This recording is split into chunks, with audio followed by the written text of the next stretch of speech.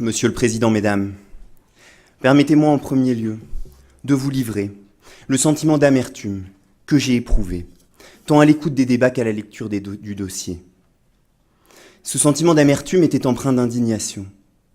Cette indignation, elle provient du contexte même des faits. Une femme d'à peine 30 ans, que son père a contraint à quitter son pays, alors qu'elle y avait sans doute ses attaches, ses projets, ses aspirations. Et cet accueil chez M. Adil qui va tenter de lui faire perdre son humanité, au gré d'une période faite d'angoisse, de violence et d'humiliation. Madame Sonia ne pouvait pas dire non à son cousin. Il l'a contrainte à accepter l'inacceptable, s'est arrogé sur elle tous les droits. Ce parcours de violence, il va d'abord débuter sur Internet, où M. Adil l'a inscrite.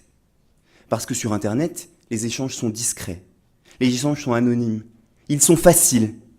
Il suffit de cliquer et de payer, et l'on dispose d'une femme, comme d'une boîte de lessive dans un supermarché.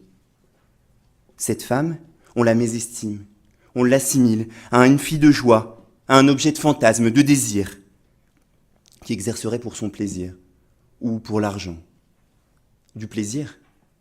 On peut douter que Madame Sonia en avait, lors de prestations sexuelles sous la contrainte, sous la violence, ou fort des quelques euros qu'il venait de verser, son client la réduisait au statut d'esclave, lui infligeait des lésions sexuelles d'une ampleur telle qu'elle laisse peu de doute sur les douleurs endurées. Elle-même, qui de son propre aveu, n'avait jamais connu les rapports sexuels consentis. Et de l'argent, Madame Sonia n'en a jamais vu la couleur. Elle devait tout remettre à Monsieur Adil, qui la faisait chanter. Et quand bien même, ce marchandage lui aurait-il rapporté quelques centimes, quelques euros? À quel prix peut-on se croire autorisé à s'approprier autrui?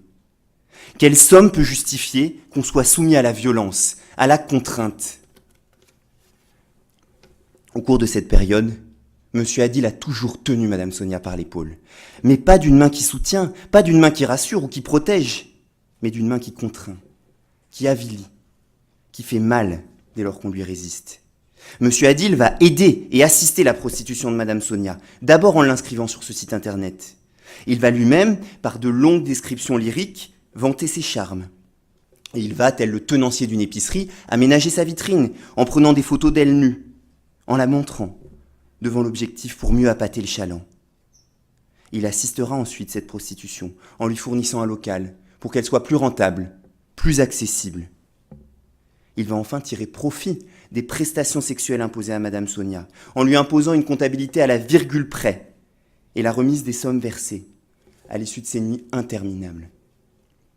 M. Adil était bien conscient du caractère répréhensible de ses actes, de la souffrance, du danger qu'il imposait à Madame Sonia. Il n'ignorait pas davantage la contrainte à laquelle il la soumettait, sachant qu'elle ne disposait d'aucun moyen de subsistance, qu'elle ne disposait pas d'un visa pour pouvoir fuir.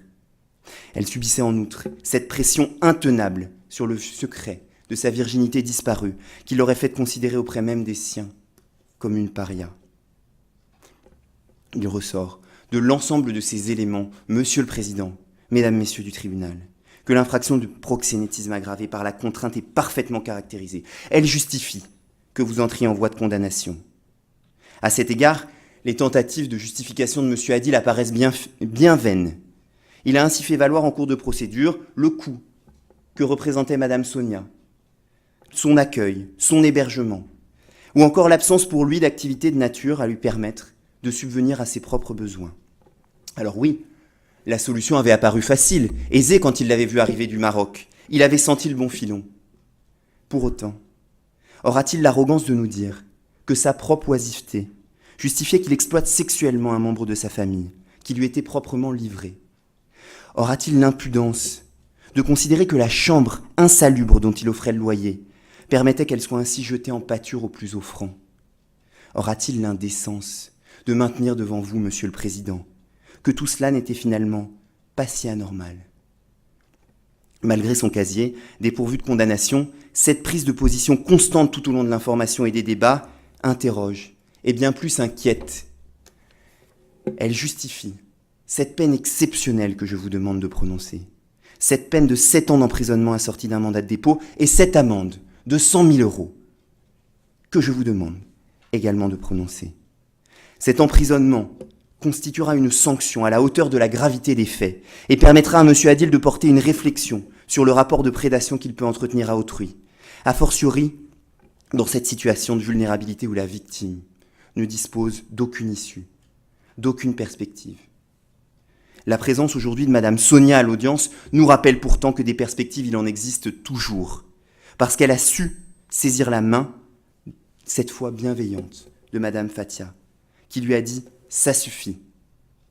Madame Sonia nous permet de prendre conscience qu'en exploitant un seul individu, on s'attaque à chacun dans son humanité.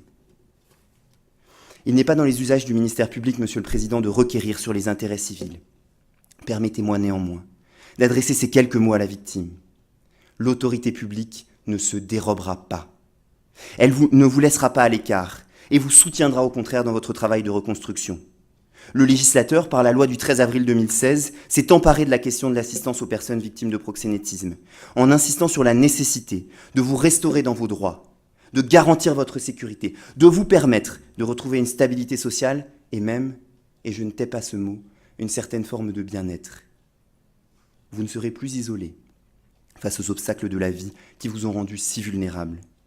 Vous serez accompagnés dans vos démarches administratives, votre projet professionnel, et un temps sera laissé à votre reconstruction personnelle. Les portes que vous trouviez auparavant closes seront désormais ouvertes. Elles vous permettront de solliciter un titre de séjour, des soins médicaux, un logement adapté. Plus que jamais, prennent sens les principes déjà développés dans la Convention des Nations Unies de Palerme en 2000. Il faut punir les auteurs de proxénétisme, prévenir les violences, mais aussi et surtout protéger les victimes. En appréhendant les situations de personnes prostituées dans un sens plus global, en responsabilisant le client, en aggravant les peines en cas de viol, agression sexuelle ou violence contre des personnes prostituées. La loi a pris en compte cette spirale de la contrainte, du chantage, de la violence, dont vous avez fait l'objet, Madame Sonia, comme tant d'autres. En développant et en clarifiant l'arsenal législatif, le législateur a entendu faire passer un message clair. La stigmatisation doit changer de camp. Votre situation, Madame Sonia, est à la fois symbolique et symptomatique du silence qui a sans doute trop longtemps régné sur la question de l'exploitation d'êtres humains via la prostitution. Pour autant, je vous le dis, Madame Sonia, en vous présentant ce 27 mars 2016 dans un commissariat du 16e arrondissement pour porter plainte, vous avez renversé la charge de la honte. En rendant effective la protection des victimes et la répression des auteurs, la loi a désormais fait fi des fausses pudeurs, des atermoiements, et elle s'adresse directement aux personnes prostituées qui sont exploitées, en leur disant « vous ne serez plus seuls ». L'autorité judiciaire doit être partie prenante de cette affirmation. C'est pourquoi je vous demande, Monsieur le Président, Mesdames, d'envoyer un signal fort et de rappeler, par la peine que vous prononcez, ce principe à ce point essentiel. La dignité humaine n'est aliénable à aucun prix. Vous soulignerez par là même la nécessité de livrer une lutte implacable contre l'exploitation par autrui de personnes prostituées qui exercent alors, et de manière certaine, le plus violent métier du monde. Je vous remercie.